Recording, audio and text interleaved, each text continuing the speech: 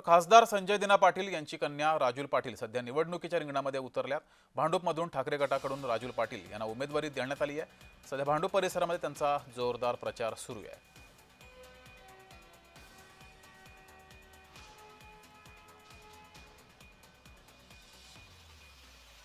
खासदार संजय दिना पाटील यांच्या कन्या ज्या आहेत त्या स्वतः निवडणुकीच्या रिंगणात उतरलेल्या आहेत। अर्थातच प्रचार त्यांचा या ठिकाणी सुरू आहे। बघू शकतो किती मोठा जनसमुदाय या प्रचारासाठी आपल्याला दिसून येत आहेत। आपण त्यांच्याशी बोलूयात। ताई, कसं तर कशा पद्धतीने प्रचार सुरू आहे, कसा प्रतिसाद मिळत आहे?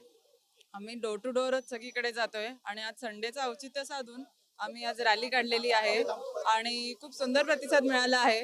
सगळे लोक स्वतःहून येऊन आम्हाला भेटतायत आणि जे एक्सेप्टन्स आहे ते खूप सुंदर आहे। खरं तर इकडची पूर्ण राजकीय दिशा ही बदललेली आहे, कारण की साहेब निवडून आलेले आहेत।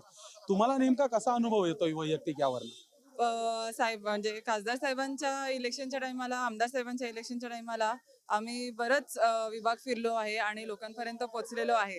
तर त्यामुळे बरंच लोकांपर्यंत कनेक्ट झालेला आहे आणि त्याचा नक्कीच फायदा आता पुढे होणार आहे। कारण जसं आपण बघितलं आहे की उद्धव साहेब आणि राजसाहेब एकत्र आलेत, तर जे या विभागात मराठी मतदान आहे, जे दुभागात होते ते आता एकत्रित येणार आहे। तर कन्सॉलिडेटेड वोटिंग आता इथे शिवसेना आणि मनसेची होणार आहे। साहेबांनी उद्धव साहेबांनी, आदित्यजींनी, राज ठाकरे साहेबांनी माझ्यावर विश्वास दाखवला आणि मला ही जबाबदारी दिली आहे, ते मी पार पाडते। आणि तुमच्या विरुद्ध बघायला गेलं तर एक मोठी महाशक्ती आहे, महायुतीची महाशक्ती आहे। भारतीय जनता पक्ष असेल किंवा शिवसेना शिंदे गट असेल, याच्यासाठी तुम्हाला काही आव्हानात्मक वाटतंय?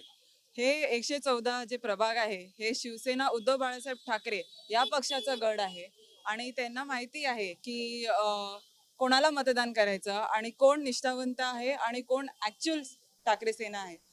राजूळ संजय दिना पाटील यांचा एक वेगळाच जिंकण्याबद्दलचा कॉन्फिडन्स आपल्याला दिसून येत आहे। व्हिडिओ जर्नलिस्ट मनोज सोलंकी सोबत मी शुभम उमाळे, जय महाराष्ट्र न्यूज, मुंबई।